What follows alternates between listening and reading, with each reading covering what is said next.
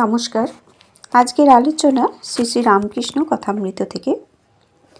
ঠাকুর শ্রী রামকৃষ্ণ মধ্যাহ্ন সেবার পর দক্ষিণেশ্বর মন্দিরে ভক্ত সঙ্গে ঘরে বিশ্রাম করিতেছেন।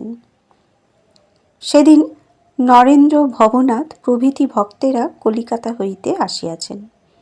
মুখুজ্জে, ভাতৃদ্বয়, জ্ঞানবাবু, ছোট গোপাল, বড় কালী প্রভৃতি এরাও আসিয়াছেন।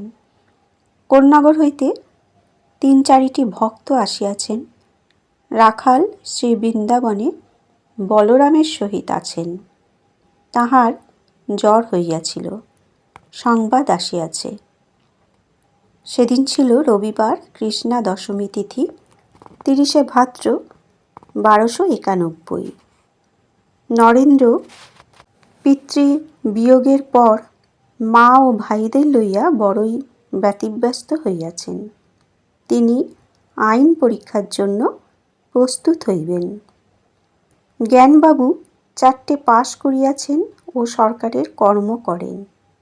তিনি 10টা-11টার সময় আসিয়াছেন। শ্রীরামকৃষ্ণ জ্ঞানবাবুর উদ্দেশ্যে বললেন, কি গো, হঠাৎ যে জ্ঞানোদয়? জ্ঞান সহাস্যে বলিলেন, আজ্ঞা, অনেক ভাগ্যে জ্ঞানোদয় হয়।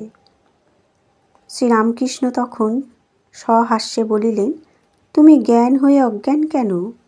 ও বুঝেছি, যেখানে জ্ঞান সেখানেই অজ্ঞান। বশিষ্ঠদেব অত জ্ঞানী, পুত্রশোকে কেঁদেছিলেন। তাই তুমি জ্ঞান অজ্ঞানের পার হও। অজ্ঞান কাঁটা পায়ে ফুটেছে, তুলবার জন্য জ্ঞান কাঁটার দরকার। তারপর তোলা হলে 2 কাঁটাই ফেলে দেয়।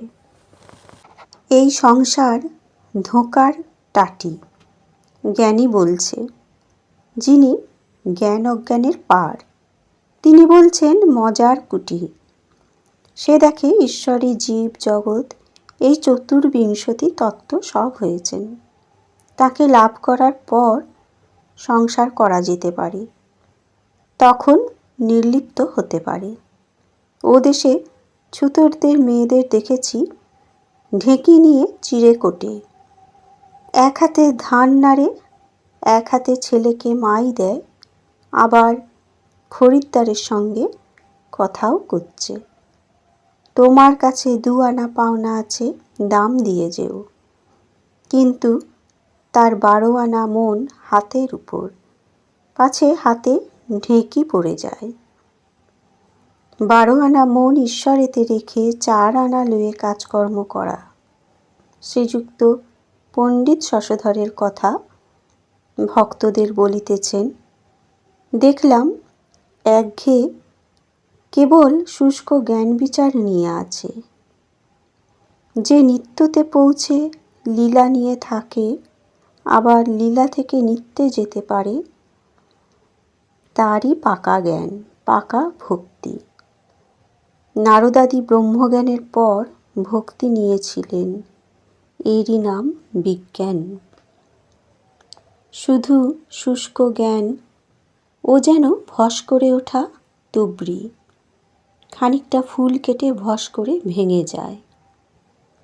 নারদ শুকদেবাদির জ্ঞান যেন ভালো তুবড়ি, খানিকটা ফুল কেটে বন্ধ হয়, আবার নতুন ফুল কাটছে, আবার বন্ধ হয়, আবার নতুন ফুল কাটে।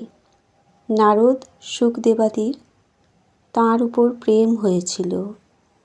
প্রেম সচ্চিদানন্দকে ধরবার দড়ি। মধ্যাহ্নের সেবার পর ঠাকুর একটু বিশ্রাম করিয়াছেন।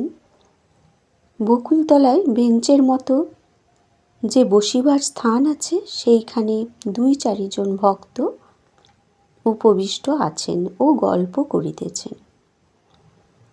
বন্ধুরা, আজকের আলোচনা এখানেই শেষ করলাম। ধন্যবাদ।